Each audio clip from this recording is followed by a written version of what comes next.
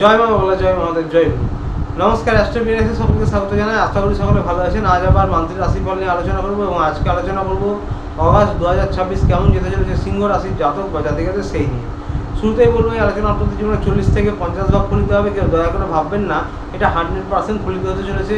তার কারণ হচ্ছে, যার ব্যক্তিগত লগ্নপুষ্টির সঙ্গে বর্তমান পরিস্থিতি যতটা বেশি ম্যাচ করবে তার সঙ্গে কিন্তু ততটাই বেশি ফলিত হবে। এটি কারোরই ব্যক্তিগত লগ্নপুষ্টি নিয়ে আলোচনা নয়, সেটা মাথায় রেখে দেখবেন। এর উদ্দেশ্য হচ্ছে যা কিছু ভালো রয়েছে তা দেখে আরও ভালোভাবে প্ল্যান করতে পারা এবং যা কিছু নেগেটিভ বা খারাপ রয়েছে তা দেখে যেন সতর্ক বা সাবধান হতে পারে।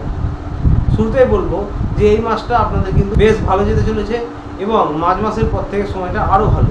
যারা বিদ্যার্থী পরীক্ষার্থী রয়েছেন তাদের মোটামুটি পড়াশোনার জন্য সময়টা ভালো এবং যা কিছু চেষ্টা করবেন, পরিশ্রম করবেন, সেই অনুযায়ী ফলাফল আপনারা অবশ্যই পাবেন ভালোভাবে। বিশেষ করে মার্চ মাসের পর থেকে যে কোনো সরকারি এক্সাম, কম্পিটিটিভ এক্সাম, সরকারি পরীক্ষার জন্য যারা প্রচেষ্টা করছেন তাদের জন্য কিন্তু সময়টা ভালো যাবে। যারা উচ্চশিক্ষায় রয়েছেন, পিএইচডি লেভেলে পড়াশোনা করছেন, তন্ত্রমন্ত্র, জ্যোতিষ নিয়ে পড়াশোনা করছেন, তাদের জন্য কিন্তু সময়টা ভালো। মার্চ মাসের পর থেকে আরও অনুকূল হবে। প্রেম ভালোবাসার জন্য বা লাভ রিলেশনের জন্য সময়টা ভালো যাচ্ছে এবং ঘোরাফেরা, খরচ করা, একে অপর আপনাদের যে পার্টনার রয়েছেন তাদের ওপর খরচ করা এবং আনন্দ হুল্লোড় সব কিছুই থাকবে। কিন্তু হ্যাঁ, সূর্যের রাশি এবং সূর্য নিজের রাশিতে প্রবেশ করবে মার্চ মাসের পর থেকে, ইগোর সমস্যা কিন্তু মোটামুটি হবে। একে অপরকে নিয়ন্ত্রণে রাখা বা নিজের কথা বেশি খাটানো, এই দিকগুলো কিন্তু খেয়াল রাখবেন। তাই বোঝাপড়া এইসব দিক থেকে কিন্তু আপনাদের একটু উন্নত করতে হবে। অপরদিকে যারা হাজব্যান্ড ওয়াইফ আছেন তাদের জন্য সময়টা ভালো। পারিবারিক বিষয় বা অর্থনৈতিক বিষয়, যারা হাজব্যান্ড ওয়াইফ জব করছেন অথবা যারা হয়তো বিজনেস করছেন তাদের জন্য কিন্তু সময়টা ভালো। অর্থনৈতিক পরিকাঠামো ভালো হবে, নতুন কিছু শুরু করা, আত্মবিশ্বাস বাড়বে, আপনাদের কর্মদক্ষতা বাড়বে। কিন্তু মার্চ মাস থেকে বিশেষ করে ইগো ক্লাস হতে পারে, মতান্তর হতে পারে, এই বিষয়টা কিন্তু খেয়াল রাখতে হবে। বোঝাপড়া নিজেদের একটু উন্নত করতে হবে। পারিবারিক দিকটাও কিন্তু মোটের ওপর ঠিক থাকছে।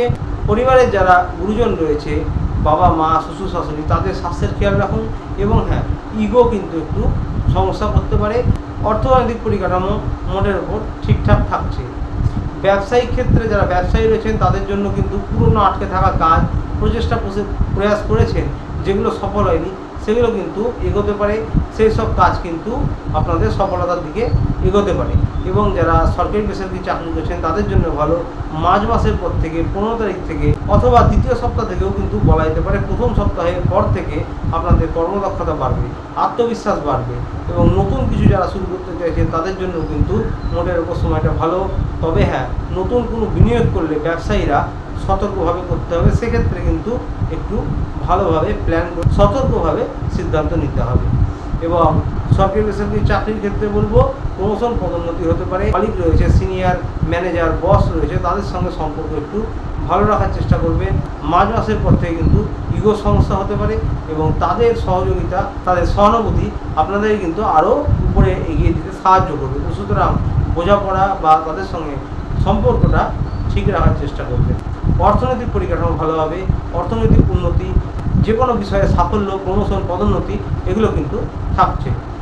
স্বাস্থ্য নিয়ে বলবো, কাজের চাপ বৃদ্ধি পাবে এবং একটু আপনাদের মানসিক শারীরিকভাবে সচেতন থাকতে হবে।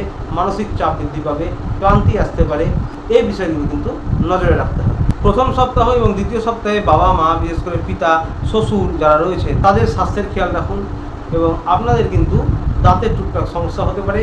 15 তারিখের আগে পর্যন্ত বুকজনিত ছোটোখাটো কোনো সমস্যা, চোখের কোনো সমস্যা, এগুলো টুকটাক হতে পারে। বাকি স্বাস্থ্য নিয়ে বলবো, মোটের ওপর বড় কোনো সমস্যা নেই বা মাথা ব্যথার কারণ নেই। সিংহ রাশি একটি অগ্নিকারক রাশি। আপনারা ভগবান শিবের আরাধনা করতে পারেন বা মাসে অথবা সপ্তাহে একদিন সম্ভব হলে শিব মন্দিরে গিয়ে পুজো দিতে পারেন। যারা কোনো গুরু দীক্ষিত তারা নিজের ইষ্টের আরাধনা করুন। বাড়ির ছাদ বা উঠোনে পাখিদের কিছু খাবার খাওয়াতে পারেন অথবা গলিতে কুকুরদের কিছু খাবার খাওয়াতে পারেন, যা আপনাদের জন্য উপকারী হতে পারে। আসছিল এই পর্যন্ত। ভিডিওটি ভালো লাগলে চ্যানেলটি হতে অবশ্যই লাইক, সাবস্ক্রাইব করে পাশে থাকবেন।